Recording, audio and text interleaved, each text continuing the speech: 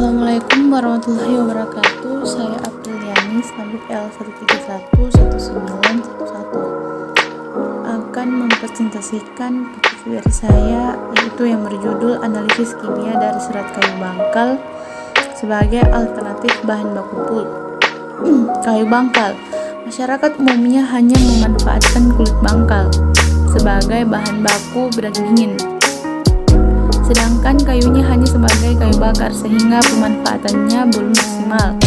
Syarat utama bahan baku pulp dan kertas kayu yaitu kadar selulosa dan hemiselulosa yang tinggi.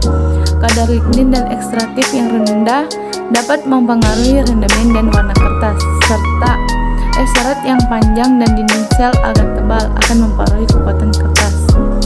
Bahan yang digunakan yaitu kayu bangkal, asam sulfat, asam asetat, asam nitrat pekat, benzena, aceton, natrium hidroksida 1% dan 17,5% etanol yang aqueous, silol, dan safaranim. Adapun alat yang digunakan yaitu mikroskop, spektroskopi, oven, timbangan, dan desikator atau hot plate. Metode penelitian yaitu kayu bangkal bagian pangkal tanpa kulit dipotong menjadi serpihan dengan ukuran 3,5 sampai 5 cm. Untuk analisis kimia, bahan dikeringkan dan digiling menggunakan hammer mill sampai menjadi serbuk. Serbuk yang digunakan adalah serbuk yang lolos saringan 40 mes dan tertahan saringan 60 mes.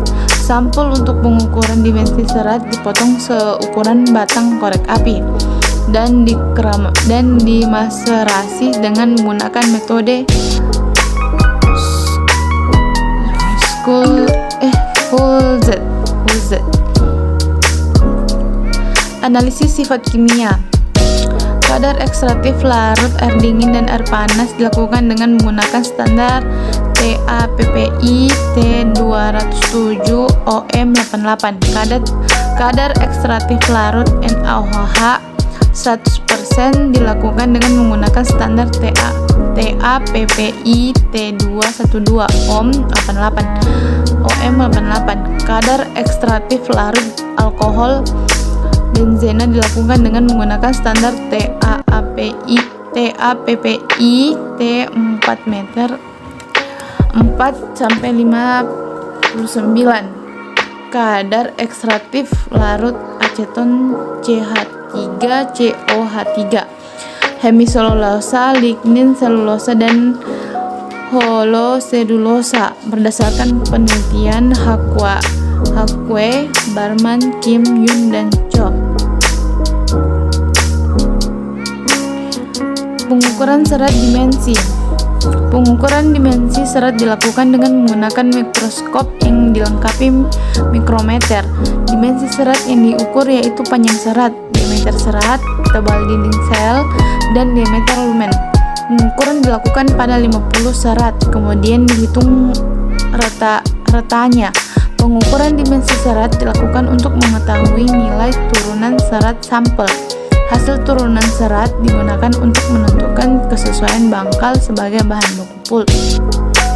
Adapun tabel 1 yaitu komponen kimia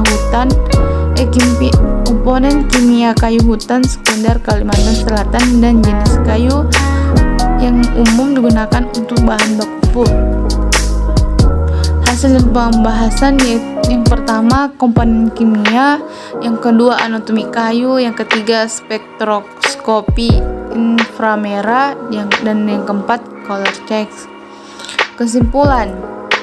Adapun kesimpulan diperoleh dari penelitian ini adalah kandungan kimia kayu bangkal yaitu ekstraktif 3,00%, lignin 30,00%, hemiselulosa 16,00%, dan selulosa 50,50%. Kualitas turunan serat kayu bangkal termasuk kategori kelas 2 sehingga memungkinkan untuk alternatif bahan baku pulp dan kertas spektrum IR kayu bangkal pada serbuk bebas ekstraktif menunjukkan gugus fungsi lignin, hemiselulosa dan selulosa yang sesuai dengan hasil pengujian laboratorium yang telah dilakukan. Hasil perubahan warna kayu bangkal cerah sehingga memungkinkan untuk kertas tulis berdasarkan komponen kimia dan kualitas seratnya.